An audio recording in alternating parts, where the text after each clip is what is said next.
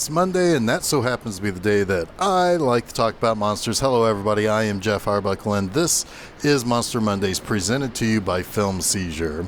And this week, we've got ourselves a spooky little tale that comes to us from John Carpenter, and that is 1980's The Fog. Now, I don't know what more there is to say about John Carpenter. We've already talked about a few of his movies over on the regular Film Seizure podcast.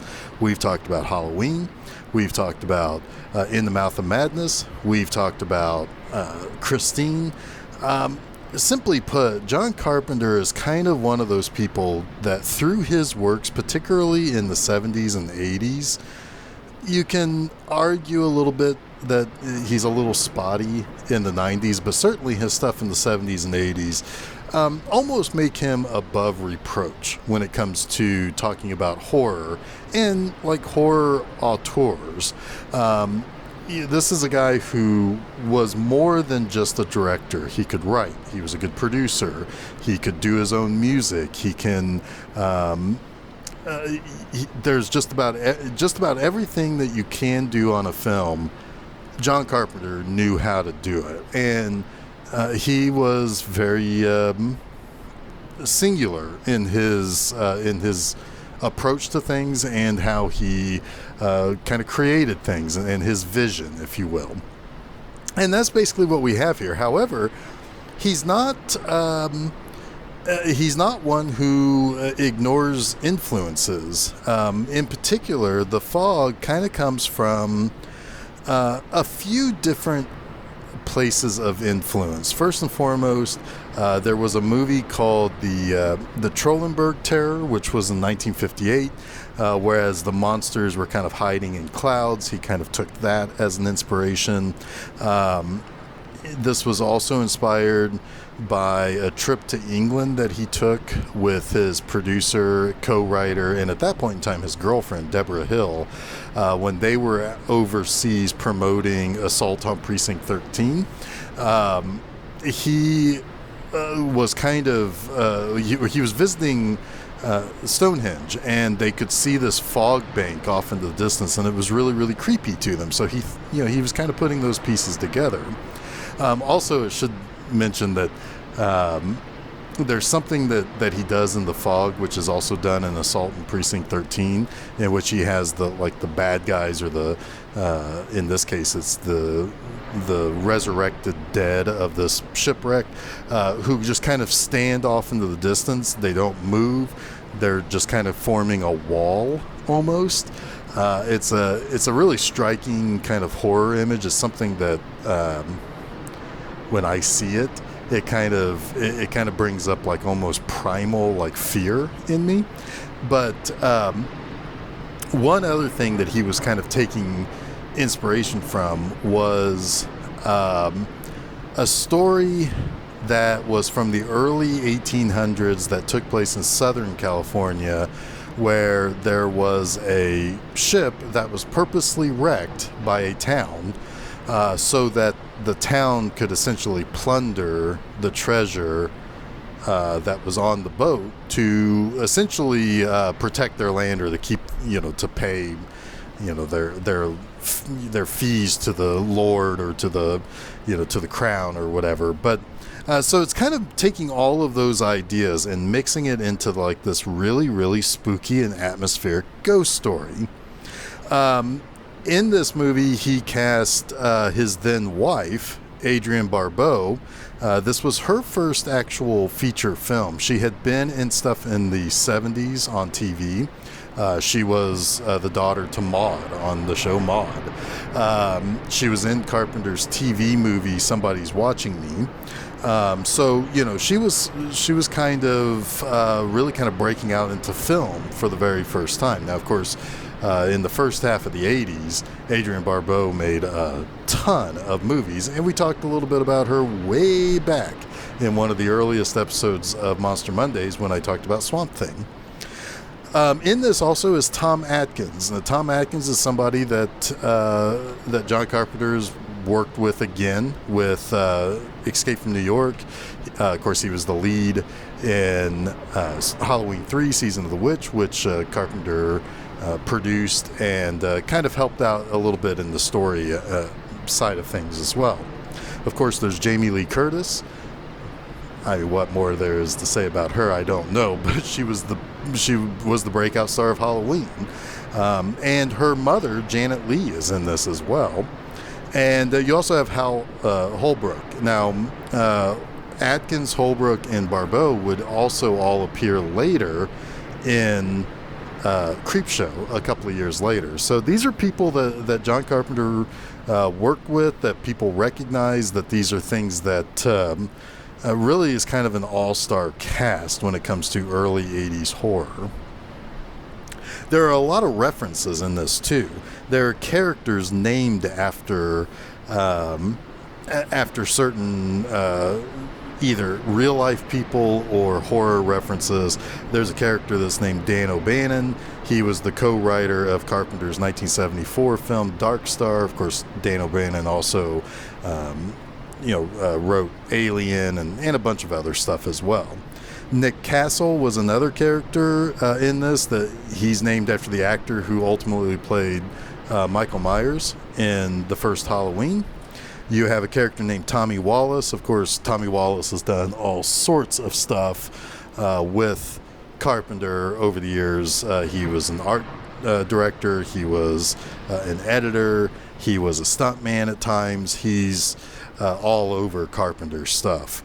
And then there was a character named for Richard Kobritz, although it was a female character, Mrs. Kobritz, but it was named for Richard Kobritz, who was the producer of Carpenter's Someone's Watching Me TV movie that he did. And then there's references to Arkham's Reef and Dr. Phibes, which of course comes from the Dr. Phibes movies that starred Vincent Price. But this movie is essentially entirely a ghost story. In fact, you can almost argue that the movie doesn't actually happen. There is a quote from Edgar Allan Poe at the beginning where it's asking if all the things that we see and seem to have experienced, if it was all just a dream or not. And of course it opens at that point with John Houseman reading or telling campfire ghost stories to these kids, dealing with a tragedy that happened 100 years ago today. And that story is basically the sinking of a ship called the Elizabeth Dane. And it was sunk off the coast of the town Antonio Bay, which is where this movie takes place. And the Antonio Bay is actually celebrating its 100th year of existence, so since it's centennial. And at midnight, on the day of the anniversary, supernatural stuff starts to happen all over the place. Windows are breaking, radios and TVs are turning themselves on and off, phones are ringing by themselves. There are things that are being knocked over at the general store. There's all sorts of crazy stuff that's going on. We also see Father Malone, who's Hal Holbrook. He finds a diary from his grandfather that was inside the masonry, inside his little I guess it's a rectory. I'm not exactly sure what they call that room that priests retire to, but like his office. And he finds in there the conspiracy of 6 townsfolk from what would become Antonio Bay, who sank the Elizabeth Dane to prevent its captain, named Blake, from setting up a leper colony there. Everybody on the boat had leprosy, and the people of Antonio Bay were like, nope, not here. See you later. Also, what starts to appear shortly after midnight is this gigantic fog bank that glows. And it happens upon a fishing boat and brings with it the Elizabeth Dane and what is called the Revenants, the people who died on that ship when it was sunk. They end up killing the 3 men on board the fishing boat, and there's Adrienne Barbeau plays the town's DJ, so they have a little AM radio station there, and she has a son who the next day finds a gold coin that turns into a piece of driftwood that reads Dane. So she kind of takes that with her, and she's wanting to kind of study up on it. And she also kind of tells her son, it's like, maybe stay away from the beach for a little bit. We don't know what this is all about. We don't. And also, you're telling a really weird story, so maybe let's cool it for a little bit. Well, there is the celebration that's going to be going on that evening in the town. And the town's chair lady of that celebration is played by Janet Leigh. And she and her assistant learn of the story about the Elizabeth Dane from the preacher, from Hal Holbrook. And he basically tells them, it's like, this whole town's cursed. Basically, 6 men conspired to basically prevent these people from basically making landfall. They sunk the ship, they took the gold from the ship, and basically started the town. Well, meanwhile, the fisherman's ship is found, and those people are brought in for an autopsy, which I guess the ghost or the spirits of the revenants or whatever kind of animate one of the bodies, and he falls to the ground, and he's kind of drawn into the ground, the number 3. And that's to indicate that there are still 3 more people that the revenants have to kill. Father Malone is, he's realizing that there is something more to all of this story. It's not just that it's not just that the people conspired to kill these people, but they also took the gold. And he later finds out that, his grandfather, that Father Malone, ended up stealing the gold from the conspirators, and he ended up making a giant gold cross out of it. So as the fog is coming into town, it's picking off more people, because 6 people must die, and the curse will continue as long as they also don't have their gold. As the fog kind of comes into town, it essentially leads to all of the characters in this movie, except for Stevie, who's the DJ, hanging out at the lighthouse that she broadcasts from. Basically, she's basically kind of navigating people around by saying, here's where the fog is going into the town. Basically, stay out of the fog. But the rest of the characters, our main characters at least, are all basically trapped inside of the church with Father Malone. And when he realizes that if he gives back the gold, nobody else should have to die, he's going to sacrifice himself and give back the gold, basically lifting the curse from the town. And sure enough, just as the revenants are starting to really kind of wreak havoc and possibly endangering other people, he offers up the cross to Blake. Blake takes the cross, the gold ends up disappearing, the fog ends up disappearing, and the revenants and Blake go away. So everything seems to be in tip-top shape now. Basically, Antonio Bay should be freed from its curse. But Father Malone has to try to figure out, well, why didn't they take me? 6 must die. Why didn't they take me? Well, right then and there, we get a jump scare at the end in which Blake kills the 6th conspirator, or the 6th person representing the conspirators. And the movie cuts to black and ends on a pretty solid jump scare. So let's get to my 3 things that I like about this movie. This movie is a very odd movie.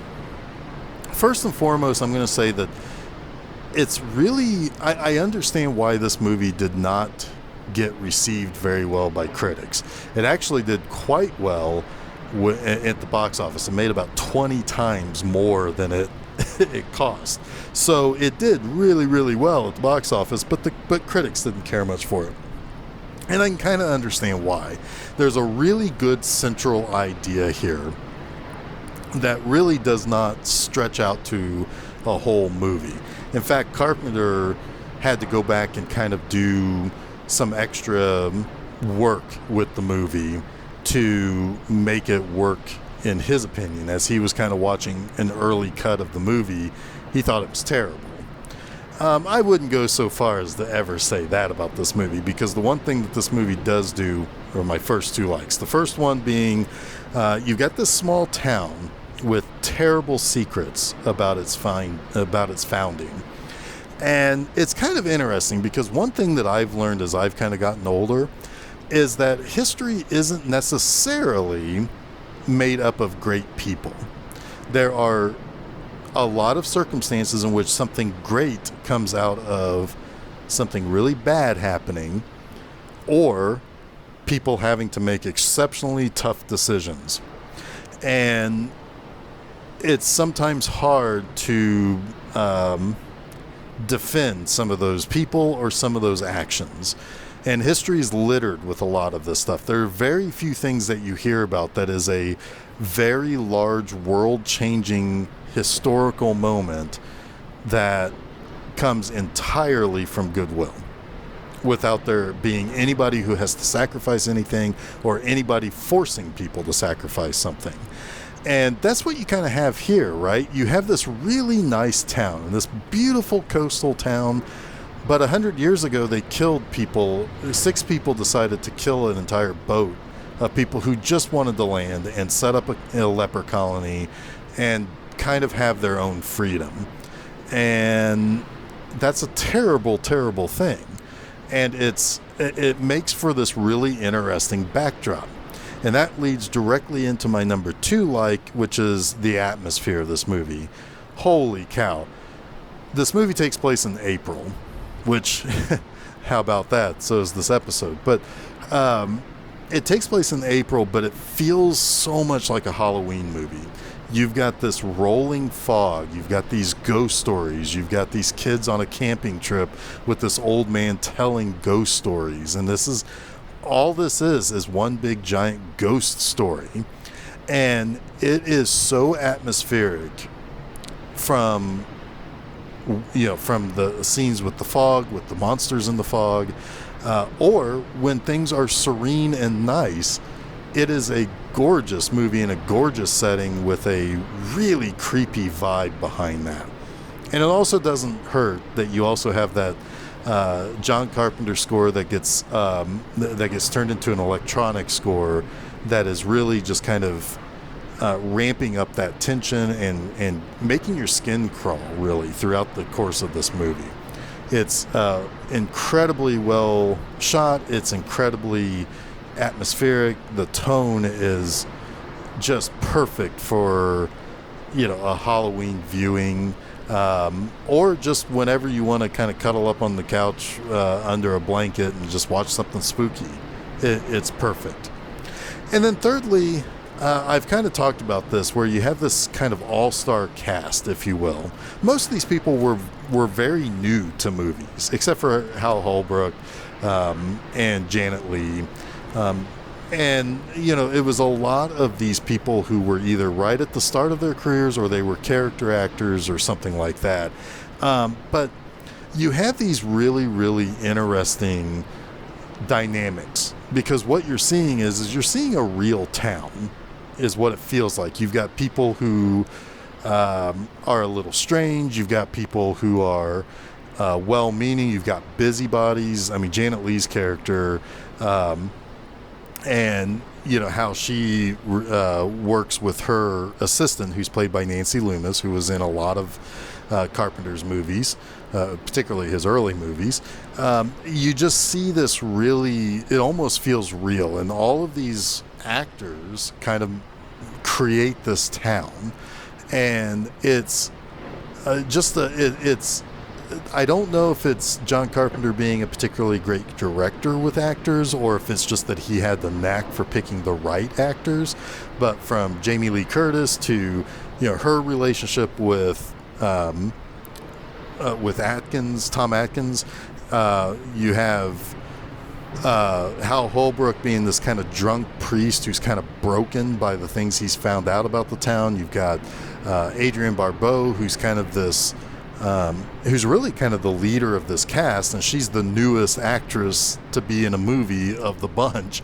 But it's a really great cast. Everybody has these relationships that end up working out in this very realistic and very compelling way. And it's a large cast for such a small $1 million movie in 1980. It had just a handful of very recognizable people, and I know that John Carpenter got them on the cheap, but they really did a fantastic job with this movie. So that wraps up this week's Monster Mondays. Don't forget to check out new episodes of Film Seizure every Wednesday, and you can also catch new installments of Monster Mondays each Monday. You can find both of those shows at filmseizure.com, as well as places where you can find podcasts like SoundCloud, Apple Podcasts, Google Podcasts, Stitcher, TuneIn, Spotify, Audible, you name it, we're probably there. Additionally, you can hop on over to Facebook and Twitter, and you can search for Film Seizure and give us a like. And while you're at it, you can go over to my website, bmovieenema.com. You get new reviews, text reviews, each and every Friday morning. And then you can also go over to YouTube and search for B-Movie Enema, and you'll find the YouTube channel there where you can watch my first season of B-Movie Enema, the series. Season 2 will be coming later this year, so stay tuned for that. But you can also find episodes not only on YouTube, but also on bmovieenema.com. But follow the B-Movie Enema YouTube channel, because I also post clips that I use in my articles there as well, so that if you want some interesting out-of-context clips from movies, it's a good place to go and find that. But until next week, stay spooky.